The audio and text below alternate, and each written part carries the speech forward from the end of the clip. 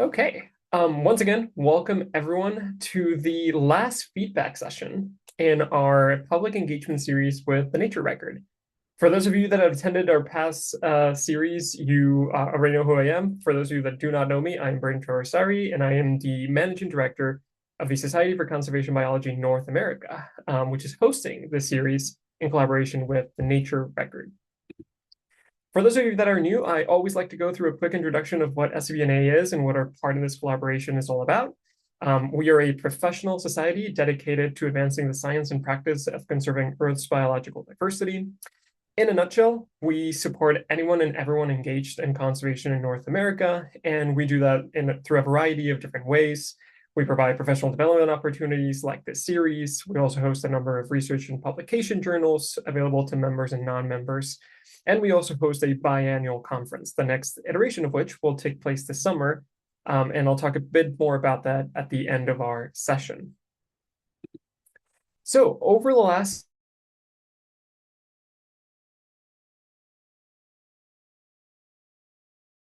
the online series that we created in collaboration with the Nature Record has included a couple of overview sessions and then feedback sessions with chapter leads. And today will be no different. So today we'll hear from the last two chapters, and then we'll have an opportunity for some Q&A with the chapter leads, and then some more in-depth discussion in individual breakout rooms. Even though this is the last session in our public engagement series, I wanted to remind everyone that all of the recordings from our past sessions, including our review sessions, are available online, both on SCBNA's website and also on our YouTube channel. So you should be able to view them at any time. Okay, so the last thing I want to go over is a couple of quick housekeeping items, as always. First thing, I always like to remind folks, if you want closed captions during today's presentation, please click on the option at the bottom of your screen. We turn them on our end, but it's not always easy to add them to the recordings, so better to have those turned on your end as well. In addition to that, I wanted to remind folks that the chat function is going to be available throughout the entirety of today's session. If you have questions as presentations are going along, please be sure to add them to the chat. Someone from the Nature Record will always be monitoring the set questions and provide an answer as we go along. And then lastly, you also have access to the reactions button at the bottom of your screen. Feel free to use it to raise your hand and ask a question during a Q&A session, and also to react to the information being shared on screen. We find that this is a fun, interactive, and engaging way to participate as presentations are ongoing.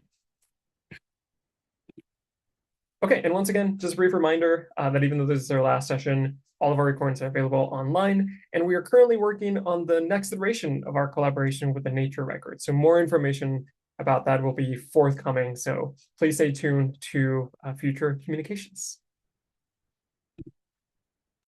Okay, Phil, I will pass it on to you.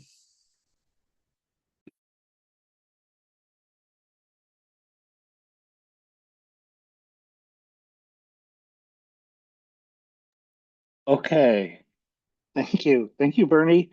Thank you all for being here. I really appreciate it. I know you're very busy, and you probably have, if you're in Seattle, it's sunny outside, and so, giving up sun for this is huge. So thank you for anyone who's here. And I just want to take a second also, this is the last of the series, just to really deeply thank Bernie and SCBNA for helping us put this together. It's been an amazing partnership, and I just truly appreciate all the support we've gotten from SCB.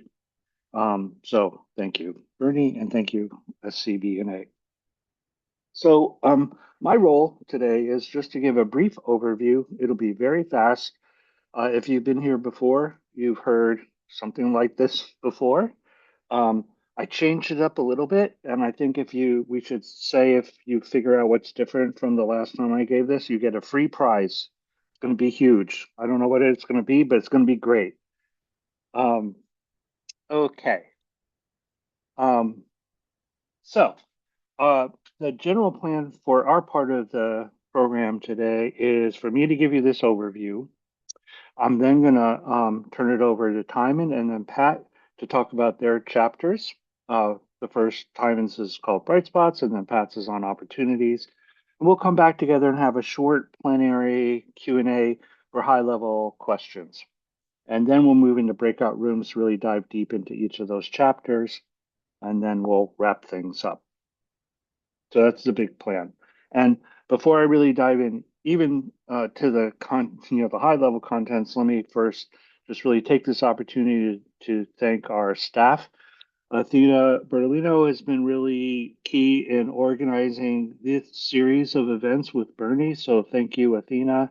And Tessa is our deputy director. Leslie is our senior research specialist, and Courtney DeLoach Hill is our project specialist, and that's us. So it's a small, mighty team who does a lot of work with an amazing group of volunteer authors.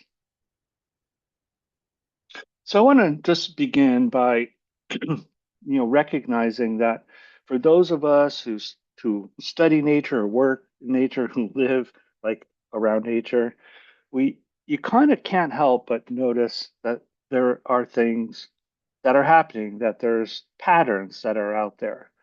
And you also can see that many of these patterns have been shifting. Where I live here on the West Coast, chum salmon and coho salmon don't always return to the creeks where they used to come. Sometimes they're coming a little bit different timing. I'm highly aware now that spring seems to arrive a little earlier in our woods, and pollinators that used to fill up our gardens just somehow feel less dependable than they used to be.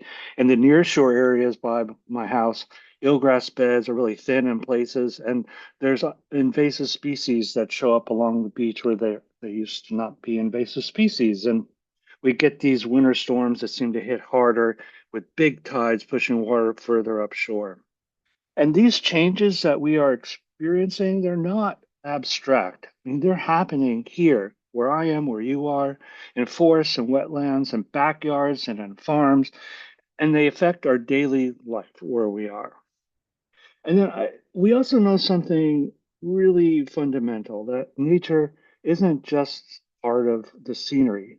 Yeah, nature has this inherent value. I mean, it shapes the salmon I watch every fall. It shapes also more than that, though. It shapes the food that we grow, the water we depend on, and the sense of place that brings people here and keeps them here.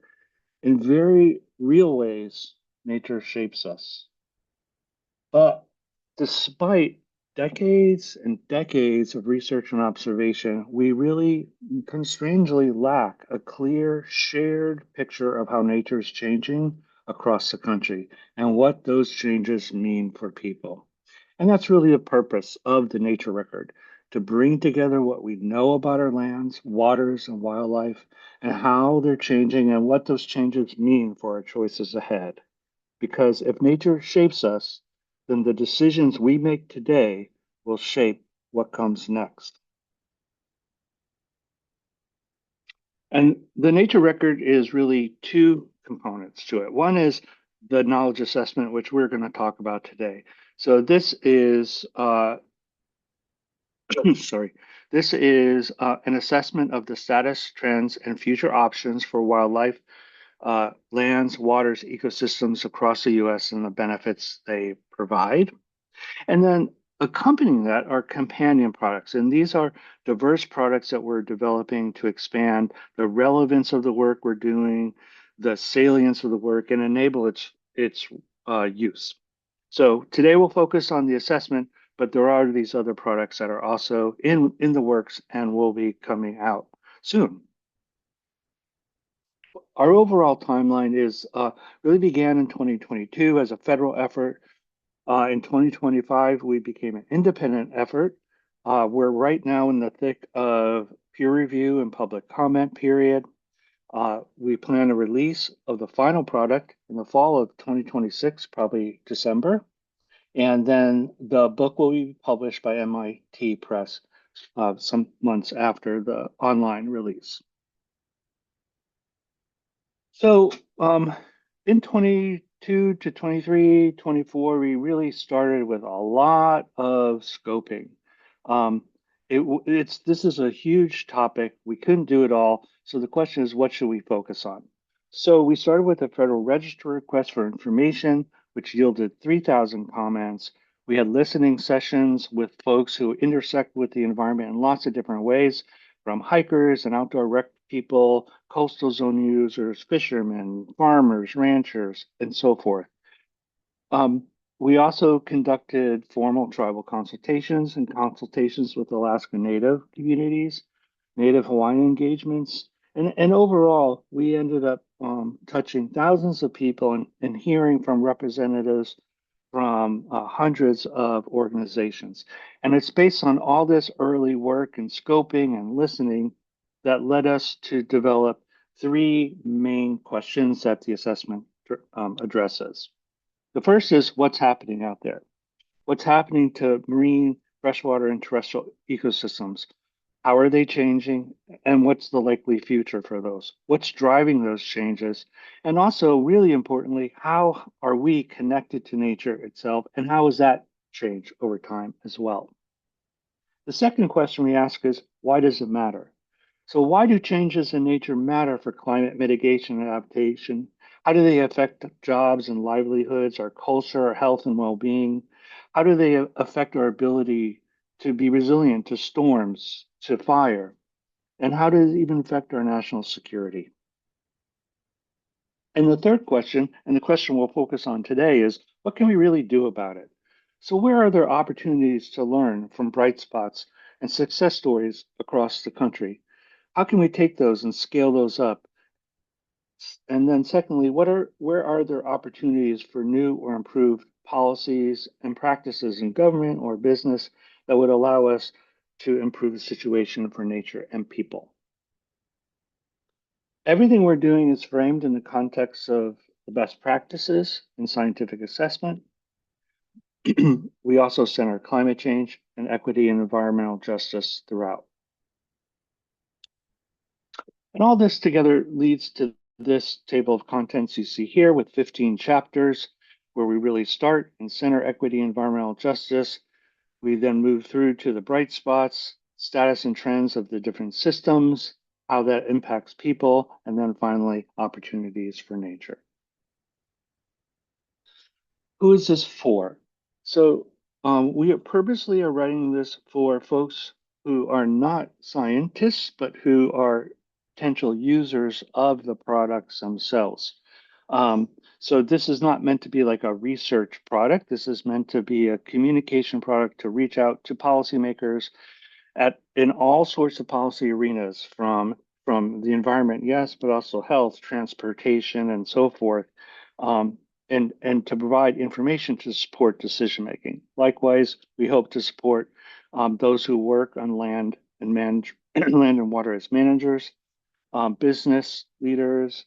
We are hope to engage educators and students in the material as well as the general public. So really a broad range of audience, but intentionally, this is not, scientists really don't feature prominently as our prime audience, although we do think this will be a really important resource for them. And so with that, I'm going to stop. That's kind of the quick overview of what we're up to at the big picture level. And I look forward to hearing how I did it differently and somebody can be a big prize winner. But in the meantime, I'm going to turn it over to Timon McPherson. Timon is the lead author for the Bright Spots chapter. And I'll just turn it over to you, Timon, to share your screen. Great. Thanks. Thank you, Phil. Thanks everyone for being here. It's great to get a chance to kind of share a little bit of what we've been working on in the Bright Spots chapter. As part of the Nature Records effort to assess the state of nature in the US, just to give you a little background, our team was asked to assess where nature is thriving and why. And I think this is just a really important part, at least we think it's an important part of the Nature Record to really try to understand not only other status and trends, but also where we're seeing the successes in working with nature in restoration conservation. So we looked specifically to see where the successes in nature in restoration, conservation, and recovery, sometimes referred to as bright spots in the scientific literature. And although there is a lot of degradation out there, or as Phil referred to, change, lots of different types of change that's widespread across the natural landscapes across the US and its territories, we also find that these bright spots, as they're sometimes called, are numerous, that they occur in many regions and habitats throughout the United States and its territories. So just to give you a little background, and then we'll kind of dive into some of our key findings. We brought together a number of scientific experts across multiple fields to develop an assessment process for bright spots in nature in the US. And this included conducting a systematic review of the peer-reviewed scientific literature on bright spots, and then also supplementing that with an expert assessment of bright spots that exist or have been documented in other ways, in other literature, in stories and narratives, including from indigenous and local practices, but also documented in the popular press and science writing. And really, our central question was, where are people and ecosystems thriving together, and what makes them successful? And our theory of change, if we can call it that, is really that if we could better document and tell the stories of successes in nature, and also to understand the enabling conditions that allow for and support these successes, then we should be able to be more inspired, more motivated, but also have a stronger scientific basis for increasing the actions to replicate these successes, to scale them up and out, and to even sustain those that are working for the kinds of work that's happening in restoration and conservation, and also just in connecting people with nature for our own benefit, for nature itself, but also for climate resilience and for human health and well-being. To assess bright spots in nature, though, we first really needed some clarity around the concept as it's used in the literature and a working definition. And we looked, especially in the last 10 years or so, though we looked beyond this actually in the literature, and used an approach to examine what makes success happen in some areas and not others. Again, this sort of fundamental question that we had. And as you can see here in the first bullet point, based on our assessment of the literature, we define bright spots as bright spots in nature are species, communities, and ecosystems at all scales that are performing substantially better than might be expected given the general environmental conditions, given anthropogenic pressures and other types of change that may be happening in the environment. And so bright spots here are conceived as levers of change. And the goal, as I mentioned, really is that if we can understand them, then as part of that theory of change, then we hope we could better improve strategies for conservation, but also in policy and practice. We hypothesized in this work that brightness may depend on multiple dimensions, multiple aspects of any system that we might look at. And so we used a systems conceptual framework in our assessment to examine how social, ecological, and technological dimensions of any system really may contribute to various levels of and quality of brightness.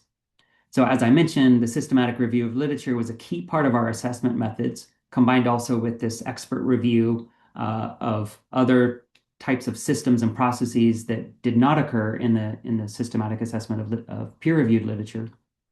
And now I think it's important to kind of call out that in this public review comment, this is an important part of also our approach, is to hear from you through the comments, through these discussions, also, which will allow us to further refine this assessment and our chapter, which is not finished, though Phil's timeline suggests we're going to be sprinting towards that over the coming months, which we will.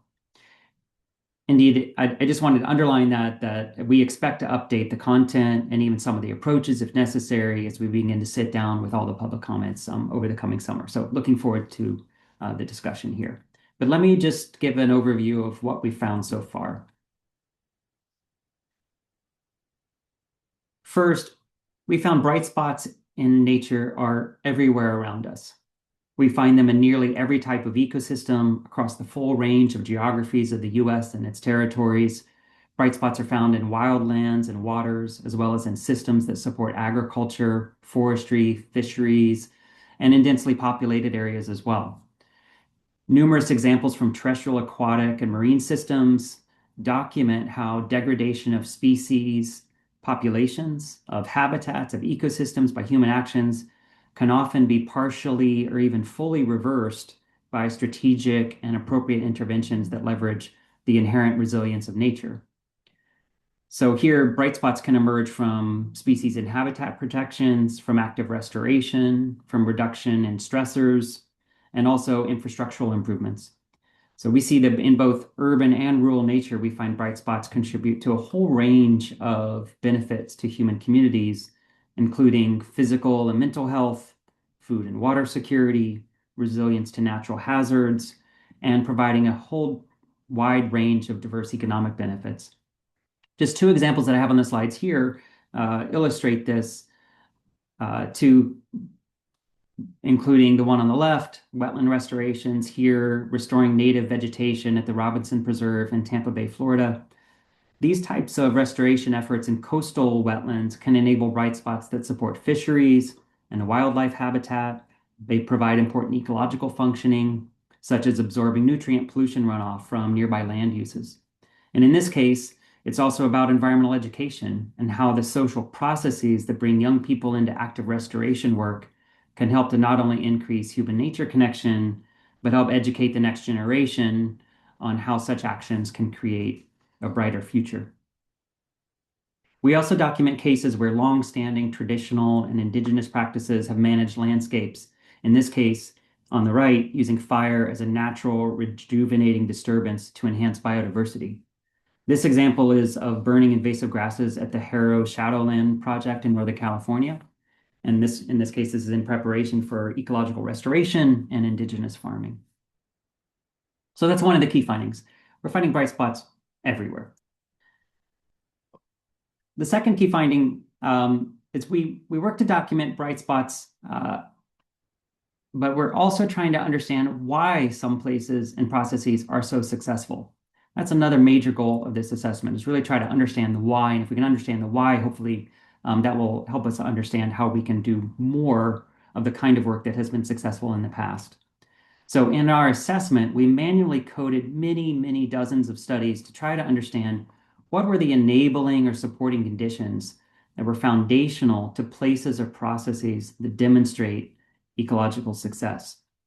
And we found many different types of enabling conditions, and we broadly categorized them into three areas: social enablers, ecological enablers, and technological enablers.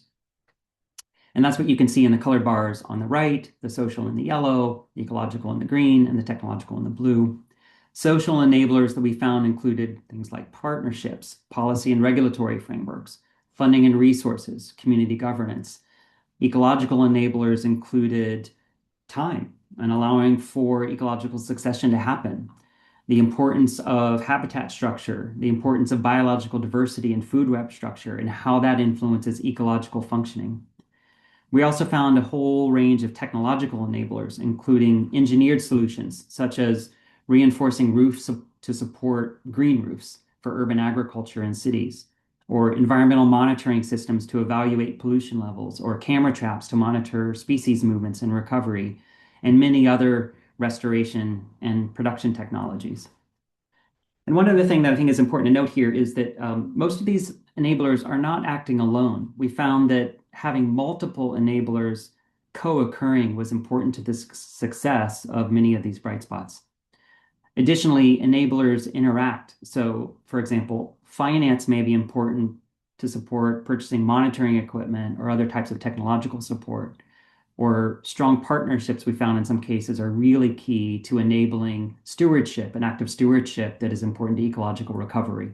So just kind of highlighting that wherever we are looking for these types of successes, we find a range of enabling conditions, but also that the diversity of those and how they interact is often important to the brightness. Finally, the concept of bright spots is not just about places, but also about processes. We found that brightness is not only about an outcome, such as species or ecosystem recovery, but is also about the processes involved. In some cases, the process may be bright, even if the outcome is still being monitored, is still an ongoing condition. And our assessment so far is showing that equity and inclusion is really critical to enabling and sustaining success in nature in the US. Indeed, equity and inclusion are enabling conditions for, and we describe as defining features of bright spots. Additionally, co-production processes, just to build this out a little bit further, and as you can see in the bullets to the left, we find that the co-production processes where the restoration or conservation approach is developed together with communities can really result in projects that are better maintained, more ecologically effective, and more socially legitimate over time. We found that leadership and participation of residents and rights holders in management efforts are important to enhance knowledge exchange, peer learning, and design more locally appropriate solutions. And this can also ensure greater accountability and ultimately success in the intended social and ecological outcomes. We also recognize that Indigenous and local knowledge systems contain vast amounts of critical environmental information, and that we also see really good cases where this can be respectfully engaged and ethically utilized to complement the tools and strategies of more, say, Western science. So that's, in short, we were strongly encouraged to have a small number of key messages. So we somehow managed to distill this down to 3 overarching key messages. But very curious to hear your thoughts on what else we could be including or feedback on this. But I'll also say that there's still more work to be done. It won't surprise you that we found a number of issues that really need more study. This is an emerging literature. In some areas, it's a bit new. And so there's quite a bit of work that we wanted to underline, including that we need to work more to understand and predict how nature responds to disturbance in the sort of complex systems that we actually see in reality. Long-term research turns out, maybe this won't surprise many who are in the audience, but long-term research turns out to be really important to understand what a recovered system actually looks like. So some of the examples that we use, especially new and emerging bright spots, that monitoring and evaluation is still ongoing. And so there is an open question about what will happen in 5 years or 10 years to some of these bright spots. Will they continue to function as they're functioning now? There's additional work needed to quantify the distribution of environmental benefits and burdens across communities and species, and also to understand where inclusive processes are happening well. We've been working on this as part of this assessment, but it seems very clear to us that there's gaps in the literature in the actual documentation of these kinds of processes. And so one of the hopes is that this chapter will also spur more of a research and documentation agenda to hold up more examples of these types of successes so that we can all learn from them and we can think about how we can apply them in our own practices. And I would additionally say that despite finding bright spots across diverse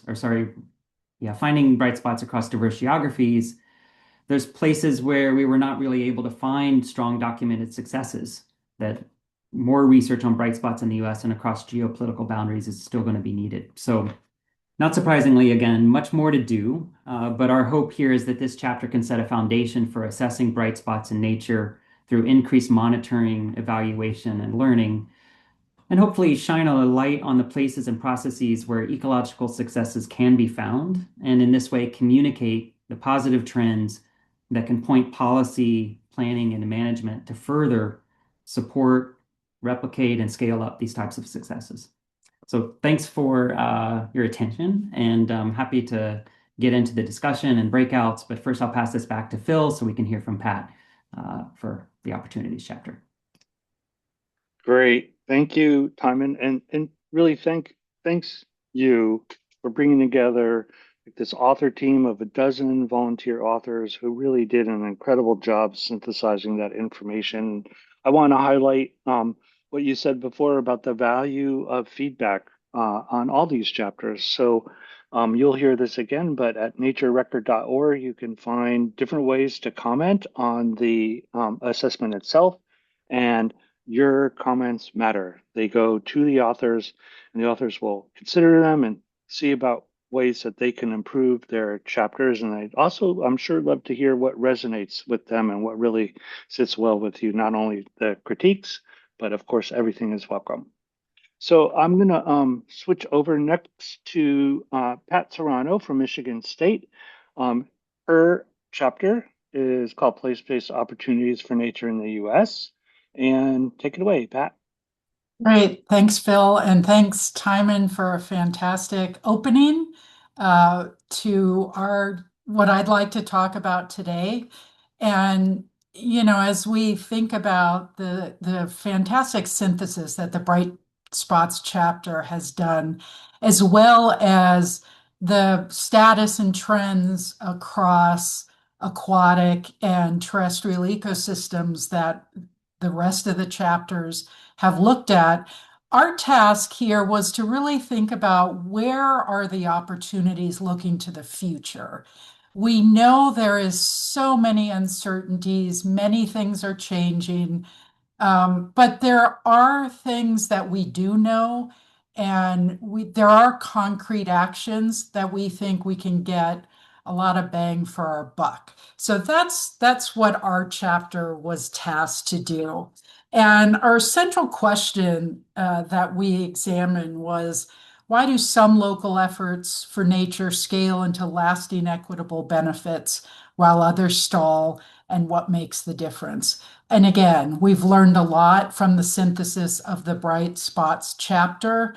And here we are looking to improve how place-based actions are carried out and the policy and governance approaches that help those efforts last, spread, and accumulate nationally. So we talk a lot about place-based actions, and as Timon said, a lot of what happens on the ground across working landscapes, urban landscapes, and less developed landscapes happen at very local scales, but they accumulate into regional and national scale effects. And so what I'd like to start with is to set the stage for this focus on place-based actions. Across the U.S. history, environmental laws, conservation programs, and public investments have improved air and water quality and helped some species and ecosystems recover. Yet nature continues to decline in ways that vary by place and who benefits and who bears the cost, as already has been talked about today. Much of the work to address these decline happens through place-based actions. The local efforts of restoration, stewardship, protection, pollution control, and nature-based solutions where people experience nature day to day and where tensions over access, use, and trade-offs get worked out. And this is a big reason why we are focusing on those place-based actions here today with the Opportunities chapter. However, local efforts do not scale on their own, which means understanding what makes nature work last and reach more people requires looking at both how local action is carried out and the broader policies and governance that shape whether it persists. So this figure describes how lasting benefits depend on place-based practices and enabling supports that help those actions persist and spread. So in other words, place-based actions happen in specific places, but lasting benefits depend on both those practices and the enabling policy and governance supports that help effective lasting benefits for nature and people. The platform here represents, with the people standing on it, that represents the place-based actions. The poles represent 3 practices that help these actions work well: coordination across land and water, shared information, and participatory partnerships with shared decision-making. A lot of the similar ideas and themes that Timon just talked about. The outer tent ropes represent enabling policy and governance supports across levels of decision-making, including state, tribal, and federal governments and agencies, as well as nonprofits. These supports include authorities and governance, incentives, and funding, and accounting and safeguards. So what I'd like to do now is hone in with this background on our 3 key messages, similar to the Bright Spots. We squeezed everything into 3 key messages.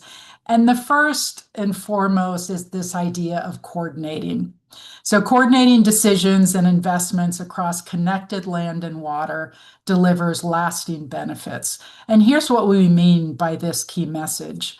First, because land, water, and air connect places from headwaters to coasts, choices made upstream, nearby, or upwind can affect flooding, water quality, habit, and health in places nearby and sometimes quite far away.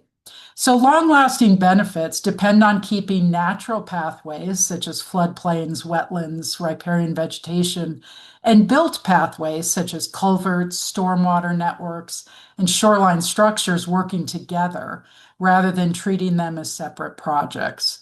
So connections include water, as I've already talked about. Water flows downhill and it carries sediment, nutrients, contaminants, and organisms. Connections also happen across land, such as through habitat corridors that allow plants and animals to move or migrate, but that can also be blocked by roads, fences, and development. And finally, connections happen through air, where pollution and nitrogen, such as nitrogen and sulfur, can get transported and deposited far beyond its source to affect soils, forests, and water.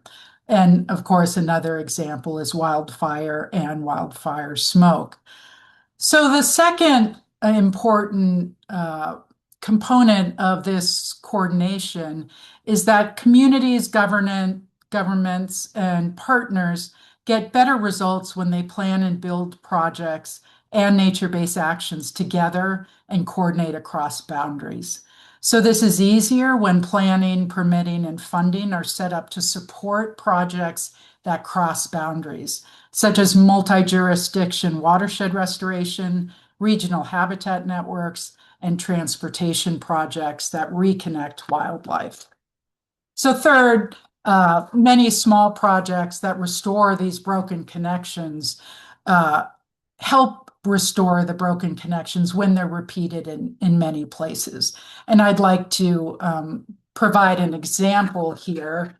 Sorry, we ran out of time to get nice graphics, but you can imagine the graphics that go with this really incredible example of coordinated action to reconnect big game migration corridors in the Western US.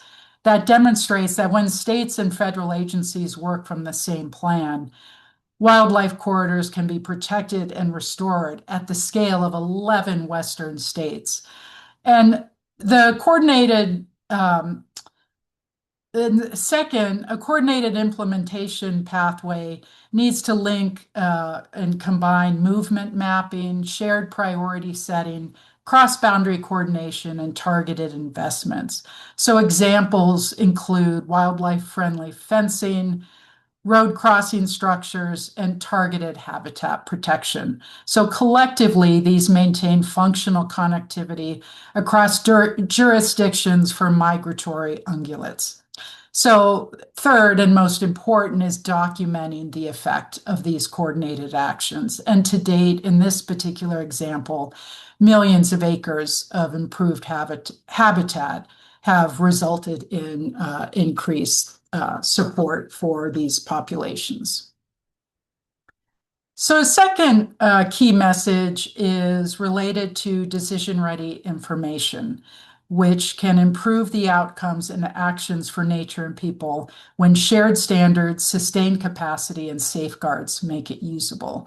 So Timon mentioned a bit about the critical role of information, and here it really is important so that people can track more effectively when actions are working and when they're not.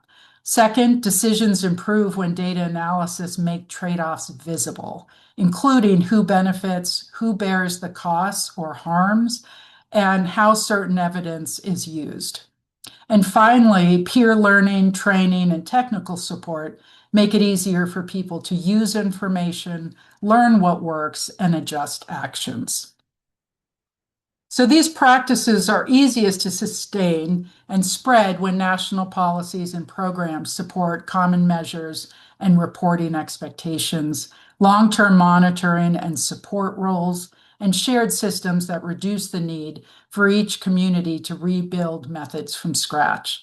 So an example is the U.S. National Climate Assessment that defines indicators as observations or data that provide insights into how a system is changing over time.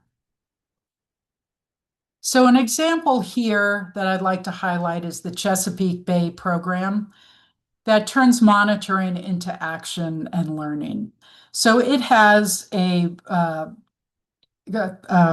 dashboard called the Chesapeake Bay Program Bay Barometer Dashboard, and it's a critical element that summarizes a small set of outcomes in an easy-to-scan dashboard view, including status, trend, and target timing.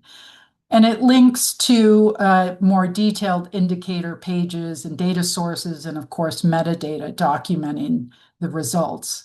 So it provides a simplified indicator card that is easily understandable across a broad range of communities. And it shows the type of information that makes results transparent and reviewable, including what's measured, the time period, data sources, etc. So a simple learning loop shows how partners use the updates to continue actions when results are on course, accelerate or refine actions when results are off course, or improve monitoring when results are uncertain.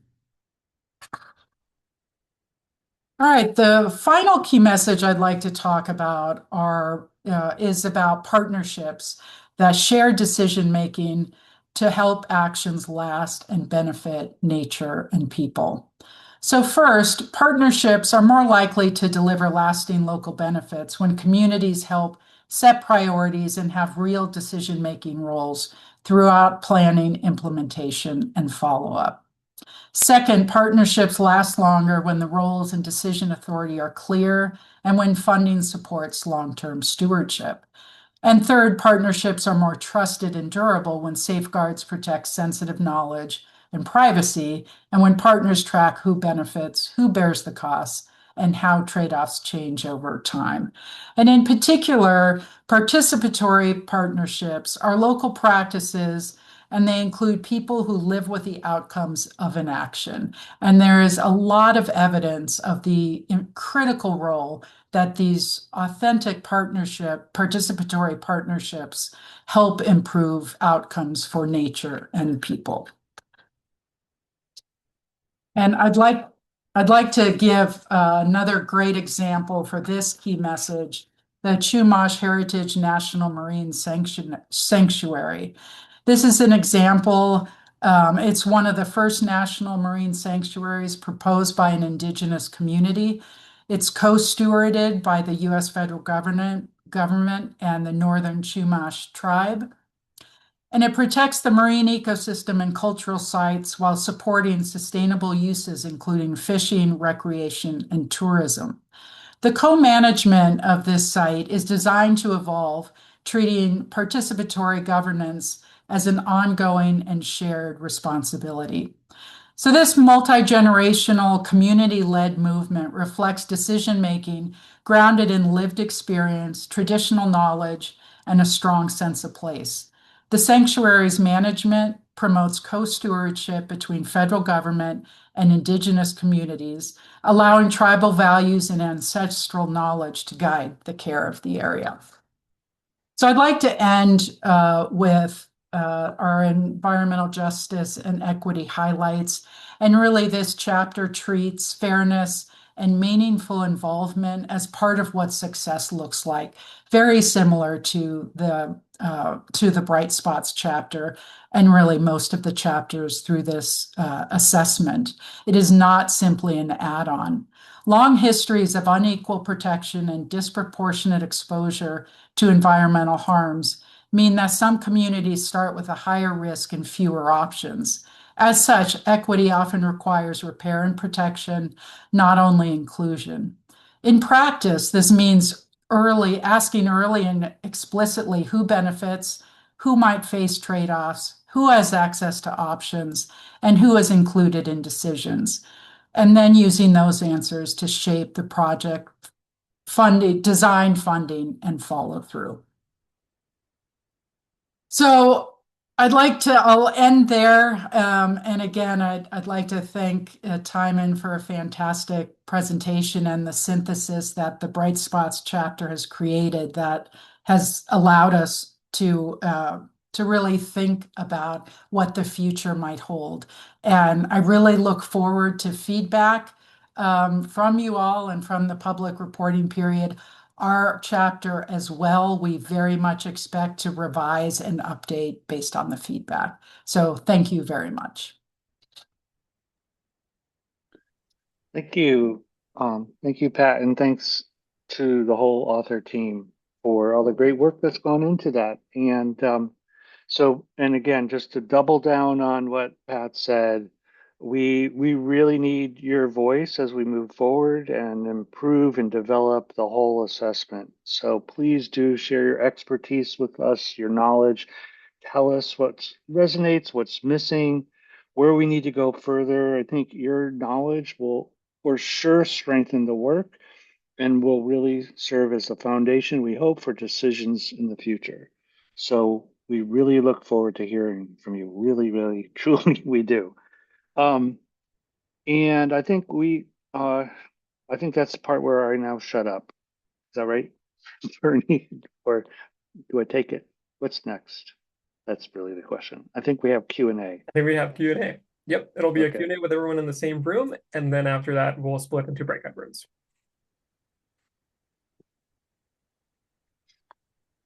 So I think that's a way to say, if anybody has any general questions at this point that they think would benefit from a broader discussion, we have time to do that now. And then if you want to dive into the specifics of chapter, we also have time to do that next.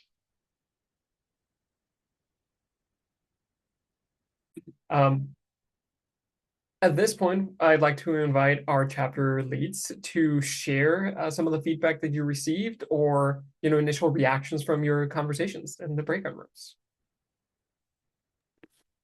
Well, I have the benefit of having some other authors on my team with me who can support me. So I really appreciate Nancy and Ariel being here and Leslie, who's been our point of contact for this chapter for a long time. So please jump in and add. I wrote down a couple quick notes because it was mostly focused on the discussion itself. But I would say one, we had for the Bright Spots chapter some, well, positive feedback that this is important.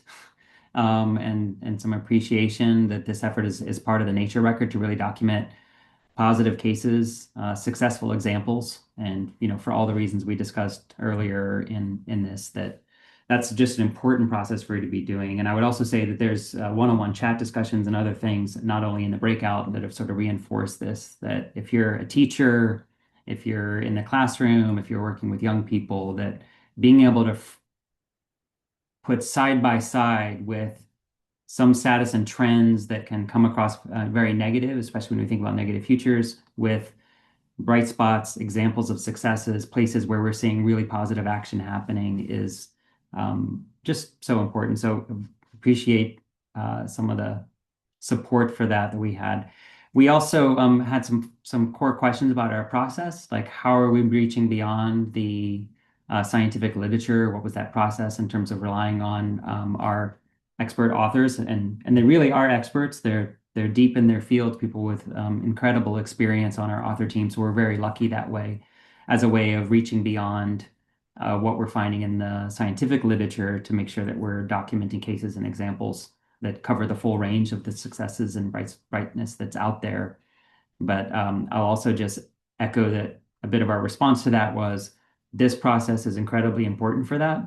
That we really do need your public comments, and we really do need to hear what we did not capture, because I'm sure there are important things that are still need to be captured. So we'll put that a little back on the brain trust that's here and the brain trust that is hopefully commenting and commenting and commenting on the chapter. We also had some questions and feedback on the concept of brightness. How do we define it? Where's the threshold?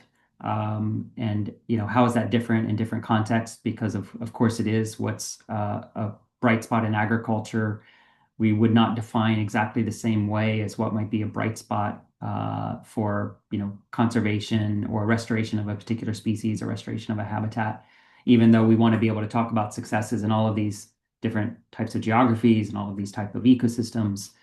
And so we talked some about how we approach that as a context-dependent way of understanding what success really means, and what that means in restoration, what that means in conservation, or what that means in actually productive landscapes like fisheries and agriculture, for example. What else did we discuss? I know we have a couple minutes for report back, but Nancy, Leslie, Ariel, what did I miss that was important just to highlight for everyone else?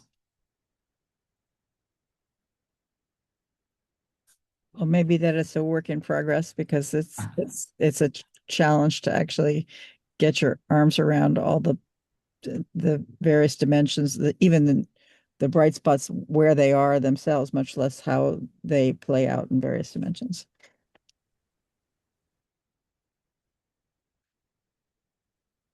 Leslie, anything you want to add? Okay, well, I I covered it think well. we could have kept talking as per usual with these kinds of breakout rooms, but just wanted to say thank you for everyone for your input and feedback, and keep it coming. Thank you for sharing those thoughts. I will now move on to Pat. Pat, do you want to share some of what came out of your conversation? Yeah, I hope people don't mind me calling them out, but there are two things that really struck me that I think is giving me a lot to think about for the opportunities chapter. And one is Blake Simon's comment about the National Estuarine Program, in particular the example of Tampa Bay where he works. And so we had a little conversation about the why it's successful, and in particular being partnership driven, and then Tessa made the comment that this program is non-regulatory, and that maybe is part of the reason for its success. And so really got me thinking about how we think about policy that really helps enable these place-based practices. And I hadn't thought about it in the context of regulatory versus not. So that was a really neat dimension and conversation. And so I really appreciate that. And then Sophia Neves talking about her experience in her profession of landscape architecture and the work that they're doing. And I, again, really relevant to the type of ideas that we're talking about in our chapter. And I'm not sure we've incorporated ideas from that discipline yet really in our chapter. So I'm interested in thinking about that as we think about revising. So yeah, lots of interesting examples and discussions. And Courtney, I don't know if you have anything else to add, but thank you all for bringing your great ideas and examples. Really helpful.